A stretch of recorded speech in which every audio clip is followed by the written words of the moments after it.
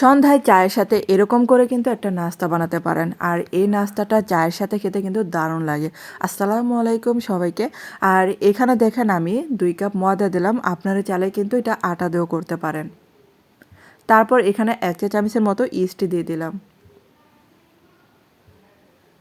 আর এখন দিয়ে দিলাম এখানে চিনি। এখানে দিব মানে 1 চা চামচের একটু বেশি হবে চিনি দিলাম। তারপর হবে এখানে এখানে 2 চা চামচের মতো কাস্টার্ড পাউডার দিলাম, স্বাদ মতো লবণ দিলাম। আর শুকনো উপকরণগুলো হাত দিয়ে আগে ভালো করে মাখিয়ে নিতে হবে। তারপর এখানে কিছুটা সয়াবিন তেল দিয়ে নিলাম। আর এখানে হচ্ছে 1/2 কাপ মানে জাল করা দুধ দিলাম, আপনারা চাইলে এখানে গুঁড়া দুধটাও ব্যবহার করতে পারেন। এখানে কিন্তু 1/2 কাপ আমি মানে জাল করা দুধ এখানে দিলাম কুসুম গরম, আর এখানে কিন্তু মানে বাকিটুকু আমি কুসুম গরম পানি দিয়ে করব। আপনারা চাইলে কিন্তু এখানে পুরাটাই দুধ দিয়ে করতে পারেন।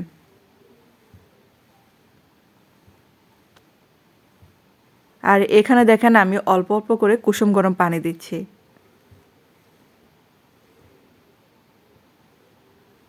আর কুসুম গরম পানি দিয়ে এরকম একটা নর্মাল ডো তৈরি করে নিতে হবে। আর এই যে দেখেন ডোটা কিন্তু মাখানো হয়ে গেছে, এটা ঢাকনা দিয়ে ঢেকে রাখবো 1 ঘন্টার জন্য।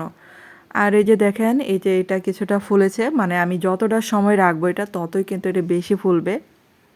তারপর এটা কিন্তু আবারও মানে মথে নিতে হবে।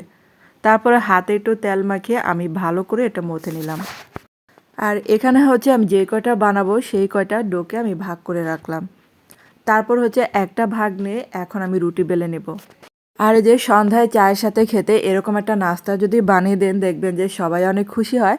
আর বাচ্চারা তো মানে এমনি এমনি খাওয়া শুরু করে দেয়, এত মজার হয় এই নাস্তাটা। যেহেতু কাস্টার্ড পাউডার দেওয়া হয়, কাস্টার্ডের একটা ফ্লেভার থাকে, মানে সব মিলে বাচ্চারা কিন্তু অনেক পছন্দ করেছে এই নাস্তাটা। আর এই যে পিজা কাটে দিয়ে আমি দেখেন আমি কীভাবে কেটে নিচ্ছি, 3 কোনা করে এরকম করে কেটে নিচ্ছি।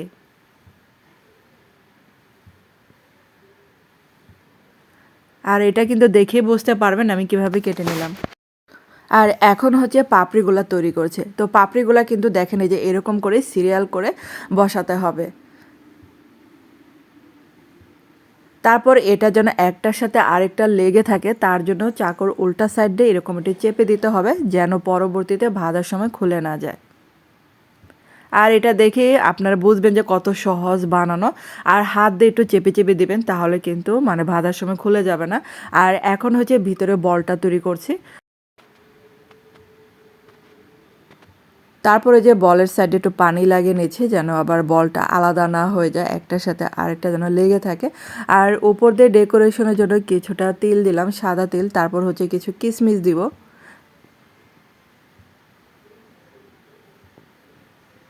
তো দেখেন একটা কিন্তু ডিজাইন হয়ে গেল, আর বাকিগুলো কিন্তু সেমভাবে আমি বানিয়ে নেব।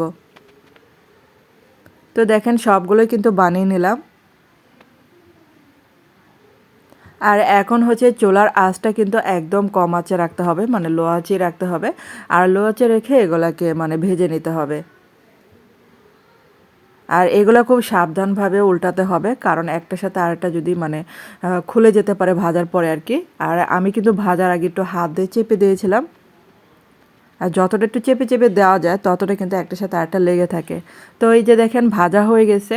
আর বন্ধুরা কেমন লাগলো অবশ্যই কিন্তু কমেন্ট করে জানাতে পারেন। আর আমার এই রেসিপি যদি আপনাদের কাছে একটু ভালো লেগে থাকে, তাহলে কিন্তু একটা লাইক দিতে ভুলবেন না। আর ধন্যবাদ এতক্ষণ আমার পাশে থাকার জন্য।